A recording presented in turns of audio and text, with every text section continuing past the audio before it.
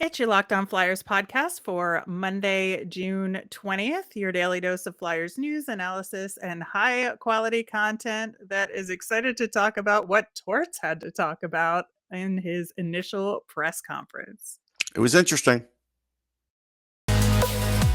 You're Locked On Flyers, your daily podcast on the Philadelphia Flyers.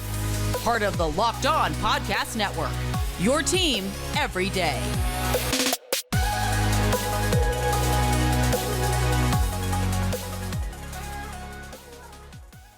Hello, once again. I am Rachel Donner. You can find me on Twitter at rmiriam. I'm here, as always, with Russ Cohen, who's on Twitter at Sportsology. Thanks for making Locked On Flyers your first listen every day. You can follow us on Twitter at Locked On Flyers. That's where you'll keep up to date on all our episodes and the Flyers news. You can also email us at lockedonflyers@gmail.com. Today's episode is brought to you by BetOnline. BetOnline has you covered this season with more props, odds, and lines than ever before. BetOnline, where the game starts. On today's show, we are going to be digging into John Tortorella's debut press conference as head coach of the Philadelphia Flyers. What did he have to say? What do we have to say about the direction it went? So lots of good stuff to dig into there. Plus, it's Monday, so we'll have our Nemesis of the week, and there's always a good one. So I'm looking forward to that segment as well. Locked On Flyers is free and available on Apple Podcasts, Spotify, Odyssey, wherever you are listening right now. So hit that subscribe button and you will get all of our episodes automatically here on the Locked On Podcast Network. Before getting into the details of what was said, what was your overall grade on his first press conference? Overall grade, I give him a B. Yeah, I think that sounds about right. I think he said a lot of things that made people less nervous about him as a head coach because obviously he has a certain reputation, but at the same time, he was himself, and that makes people nervous. So Mhm. I think B plus is a good range for this Well, because one for sure. I think if you'd have let him talk longer, you'd have learned more. Like I think there Mhm. were things that were already slipping from like what the corporate message was going to be. You know what I mean? It was already Little like, bit, little yeah, bit. yeah. Yeah, no, that's a really good point. But supposedly we're gonna get an in-person one later on, so maybe we'll get some more of that dirt then.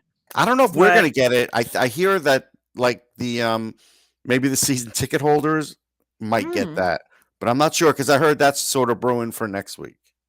yeah, that would be a good thing for them to do, I think from a community relations perspective. Yeah. All right. First, I want to dig into the process of the hire because I think we heard some conflicting things out there. And then, of course, Chuck Fletcher had his message that he wanted to get out there about what went down with the Flyers for this process. So, kind of beforehand, we had heard that Barry Trotz was the first choice, but maybe Trotz had said no and they sort of moved on for the rest of the process. We also heard that the three finalists were Pete DeBoer, Jack Capuano out of nowhere, left field, and then Tortorella were the three finalists for the job, which is not exactly what Chuck Fletcher said. All I know for sure is that Barry Trotz was the first choice. They, got with him a few times and maybe at some point said that he was either going to take longer than they wanted or didn't want the job. Don't know. None of us know, but that's my guess. I don't believe everything we're hearing as far as how it all went down because I don't think we really know. No, but what we did hear from Chuck Fletcher is something we had heard that they did use an outside consulting firm, which I thought was interesting. They used the coaches agency, and through that process, there was a whole bunch of names that came out of it. They narrowed it down to 8 candidates that were interviewed, and that this firm created the process, including the questions, created a situation where the candidates pitched themselves to the Flyers before the Flyers then asked the candidates questions. We learned that Brent Flair, Danny Briere, and Dean Lombardo were part of the process in terms of the hire. And then we heard the details of the candidate profile. So, like, what was your take on what we heard from Chuck Fletcher? Well, I have to say, I don't know if he really crafted the best quote. One of his quotes at the beginning was sort of like, I think we got the right coach for the right at the right time for what this team is, or something to that degree. It struck me as kind of like, yeah, I get it. You kind of got the coach that you felt could pull this team out of the fire the quickest. But if you wouldn't use an outside agency, is that what they were thinking too? It can't be. So that's where I sort of had an issue. Yeah, I do think that they molded what this candidate profile was to Had to. match that goal. And maybe that shouldn't have been the goal. So Right. I think that there was a little bit of a disconnect there. But I think what we heard from Chuck Fletcher matches with what I think at least what I would have assumed the candidate profile would look like based on what he has been saying in terms of that quick turnaround, right? They wanted an experienced head coach, somebody with a winning record, somebody that had structure, was defensively minded. They wanted to improve the penalty kill and make things easier for Carter Hart. And they wanted somebody who was going to have a high level of accountability. And so it's kind of like, in some ways, their job description was John Tortorella, and I don't know if that was, like, in the back of their heads when they're creating this job Well, description. that's It's the kind of a thing. chicken and egg, right? That's the thing. They almost shouldn't have had a job description.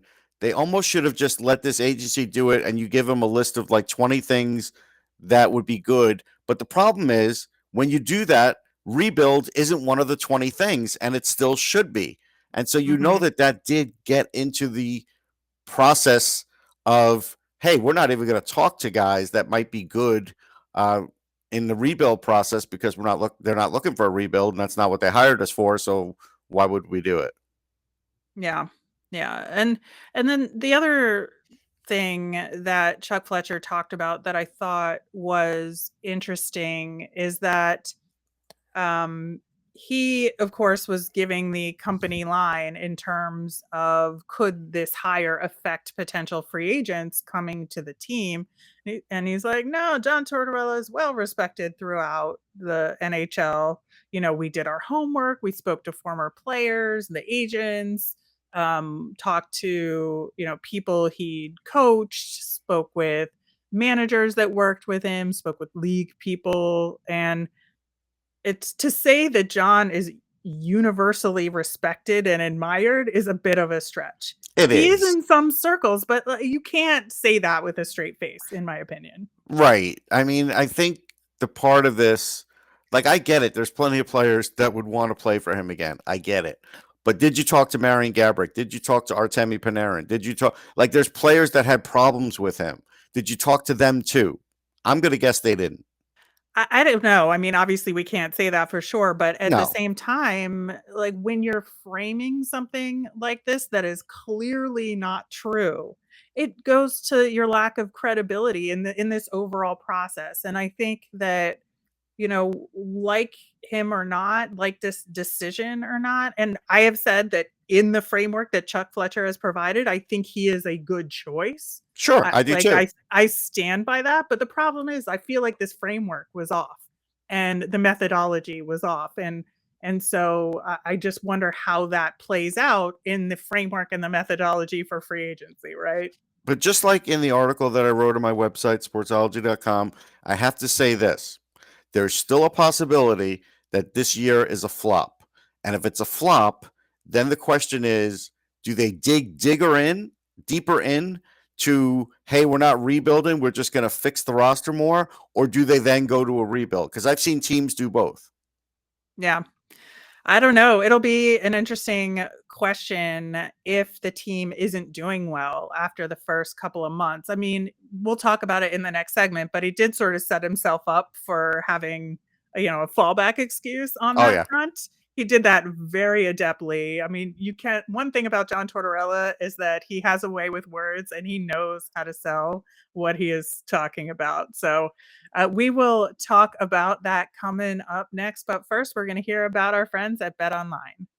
BetOnline is your number one source for all your betting needs and sports info. Find all the latest sports developments, league reviews, and news, including this year's NHL playoffs and Major League Baseball. BetOnline is your continued source for all your sports wagering information, including live betting, esports, and scores.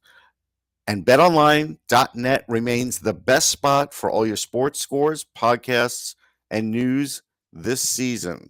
BetOnline.net is the fastest and easiest way to check in on all your favorite sports and events, including MMA, boxing, and golf.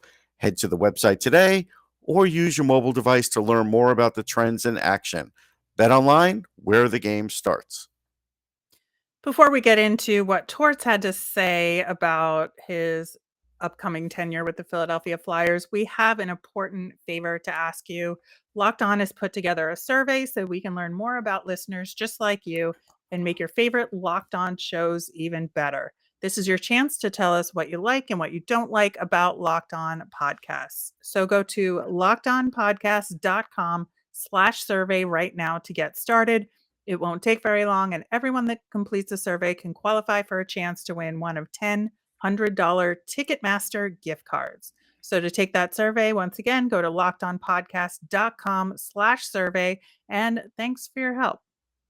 So Russ, when Torts started off, I think he did a really good job of ingratiating himself to the Flyers fan base, talked about the history of the franchise. He always loved the team, the emblem. And that when asked, why was this the right job for Tortorella, as opposed to why was Tortorella the right pick for the Flyers, he mentioned having a really good conversation with Chuck Fletcher. It was easy conversation, and he was impressed by the questions that he was asked. Okay. Yeah. I mean, that's all I'm going to say. I mean, Yeah. here's what I would like to say. All right. Some of what John said we have heard before in the last 3 or 4 coaches, and some of it I've used in quotes before, like as far back as like 2009 as what the Flyers used to be. And that's still a dangerous spot to be in. And I do feel like, yeah, they're sort of trying to get those older fans back, back to the gates, and I get it. But that era is gone. It's been gone forever. And there's still a little bit of a fallback in there. And so that to me was like, I'm not going to use that in quotes anymore. I didn't use some of the other stuff either, because even John basically said, hey, when you're talking about accountability and I think it was structure, or maybe it was another word, he goes, those are summer words until, you actually show up on the ice and start doing them. And I think that's true. I hope on the Flyers end that these phone calls with John, these players take it really seriously, because the ones that the Flyers aren't sure about, if you don't say the right things to John on that phone call, I would be worried about employment. I mean, that's a fair point. He did talk, to your point, about, working with younger players and working with players in the league as it currently stands, as opposed to what the league was like when he first started coaching. And I think he said all the right words, right? That gave people confidence in terms of, he thinks coaches get tunnel vision, and he admitted to being one of them, and that coaches have to check themselves, and you have to listen more, and that he's worked a lot on listening and worked with athletes individually and collectively, to get the best results on both fronts and figure out what that balance is. And, that sounds really good. Yeah, I mean, it's like a menu when you go to any restaurant, and it's like, yeah, that sounds really good. And sometimes when you get the dish, it's not great. I think John has worked on a lot of those things. I think John did his best to say he's never run anybody out of town, which again, we all know differently. I think he's not done it as recently, or at least overtly, that, people have really written about it. So that's fine. I think the fact that he wants to, here was another tell for me. Another tell for me was when John said, well, I had a list and I know Chuck had a list, so I asked for his help. Like John, and he pushed for the power play guy. John is going to get the guy he wants as the power play assistant, no matter what. Like it would, even if Chuck didn't want that guy, John's getting him. Yeah. And That seemed abundantly clear. You know that, and I know that. So there are some things there that tells you just sort of where the relationship lies. I think it's a good relationship, but I also think if they come off the summer and not much has been done and he's trying to turn this team into something that is hard to do, then there's going to be some friction, and he's going to possibly send some things out in the public, like saying, I need this or I need that. He has done that before. He will do that again. Yeah. Well, I think that when Chuck Fletcher talked about having that final conversation about how things were going to work between them, and so setting sort of the ground rules for the relationship and what Tortorella was going to need, I think that was a little bit of like messaging on his part back at Tortorella, right? Mm-hmm. In terms of, okay, this is what we talked about, so you can't be pulling everything that you're going to try and pull because I know who you are. Okay, but John's like, I got the 4-year contract. He didn't say this, but I'm just telling you. I know. I got the just thought it 4-year was contract. funny. You don't. Yeah, I just thought it was funny, the interplay, Yes. like what was like being said between the lines between the two of them. It was just really fun to watch that happen. Now, I'll tell you a key thing that wasn't talked about or said that also has to be in the mix as far as when they're hiring people is what is going on with Lehigh Valley. Yeah, that was an afterthought me. again. Mm-hmm. Once again, it was the burning question that I had that nobody asked. And in terms of what the integration was going to look like, in terms of systems, in terms of, is there going to be, any supervisory aspect of Tortorella and his staff over what is happening in Lehigh Valley? None of that stuff. And in terms of player development and being able to call up guys in a system like Tortorella puts together, that is super important. Yeah, and it's going to be important to how the roster shapes down there too. Mm-hmm. So there was that. I know there's two prevailing thoughts out there. Some are like, hey, maybe the Flyers aren't going to make that many changes and he's going to just work on this roster and make them better. And I don't believe that for a minute because I just don't think, again, here's my problem with it. I know Mike Yeo is not John Tortorella, but Mike Yeo said a lot of the same things John Tortorella did, and nobody did anything about it. Lane Vigneault said some different things, but they eventually tuned him out too. And some of those players are still on this roster. So until they're not, right? So like that's where you have to now sell me that it's worth keeping a player on the roster to hope that you get that turnaround. And, JVR would be the first guy I would look at, obviously. Yeah, for sure. I think that leads sort of into what they were talking about in terms of building a team identity, because I think that who's on your roster is going to have a huge part in determining what the identity is going to be and who's buying in and who's not. And, he did talk about, listening and learning once again. But I thought it was good that he was forthcoming to say, it's going to take a little time for the players to understand me. I want to go through that process with them. And, things are going to be a little bit rocky. He talked about his relationship with Cam Atkinson. He talked about his relationship with Scott Hartnell and that they went through some rough times and people got sat and people were not happy. But he also talked about those guys that ended up go to really bat for him now. Yeah. Right. That ended up really good. He didn't talk about the ones that got traded away or anything. So he gave a one-sided accounting of how it could work. And sure, it could work. Yes. Yeah. So there are two sides to that. Absolutely. But I did think that overall he did a good job of painting that picture about what he wanted the identity to look like in terms of the process to get there, that he understood it was going to take a little bit of time, but that his number one priority was play away from the puck and then secondarily the power play. So, okay. So play away from the puck. That's him, right? It is him. Oh, no, absolutely. So play away from the puck. Do we think Travis Konechny could all of a sudden improve that in year whatever he is in and still get 20 goals? I'm very skeptical about I that. don't know. I don't know. It's a really good question. I think he does have it in him. It's just gonna depend on maybe him getting a scoring touch back, because if he can just get that back a little bit more, he will Mhm. have the mental bandwidth to work on the other things that Tortorella is gonna want him to work on. And I'll But tell you it what is was certainly a question. yes, and I'll tell you what was skimmed over.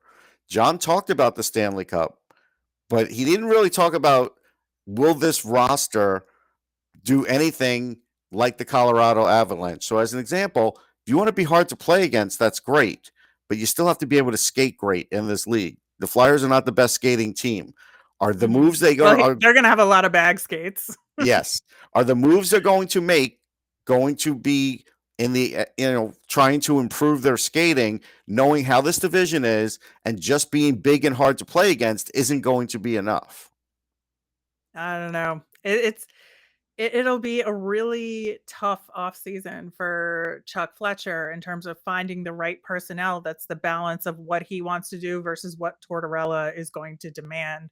And I do think they're gonna butt heads. And in terms of the nature of the copycat league that the NHL is, that's certainly gonna play into it. Yeah. Because you got to remember, the copycat up until this season was you just have to be big and hard to play against. Well, I Mhm. mean, Tampa did that and they bulked up at the deadline, but the problem is they're now not fast enough. Like their defense isn't mobile enough. Everybody has to be mobile, defense and offense, and you've got to have a lot of great skaters. And the Flyers, like down the middle, are a little chuggy to begin with. So now, how are you fixing that? You're going to have to create at least one line that has speed that you could put out there to match another team's speed in season when you're having trouble. How are they going to address that? Yeah, I do think that hopefully when he talked about his time at ESPN and watching other teams and other coaches, that maybe he'll have learned some of that and will adjust some of that Mm-hmm. thinking based on, his experience I broadcasting think and he observing. has learned a little and has Mhm. adjusted that, but that still doesn't mean Chuck's going to get that. That is absolutely correct. All right, we are going to wrap up with our nemesis of the week and talk a little bit about the Stanley Cup Finals coming up next. All right, so John Tortorella is the Flyers head coach. We have now heard from him, so there's a lot to marinate on over the next couple of weeks as we get closer and closer to the draft. We'll be talking about all of that on this show for sure. Stanley Cup final, man, game 2. I did not expect that whatsoever. I think the Tampa Bay Lightning getting shellacked, Vasilevsky letting in 7. I mean, that was brutal. Yeah, I didn't predict 7, but on another show that I do daily, I predicted the Avalanche to win because what I said was Tampa was showing me no good reason as to why or as to how they're going to cover Colorado. Their defense Mhm. keeps backing up. They are depending on blocking shots, except they don't have the puck.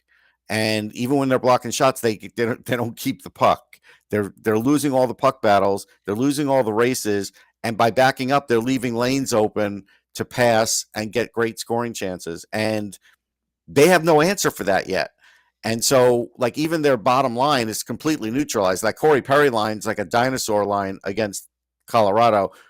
Best you could do is get a penalty like they did and have a 4-on-4 situation. So they're completely not unprepared because I think John Cooper knew what's coming, but they don't have a lot of the right personnel to make these changes. Still doesn't mean they, can't make this a series, but for everybody that's just summarily saying that, hey, yeah, they're going to come back and it'll be tied 2-2 because they're going to win in Tampa.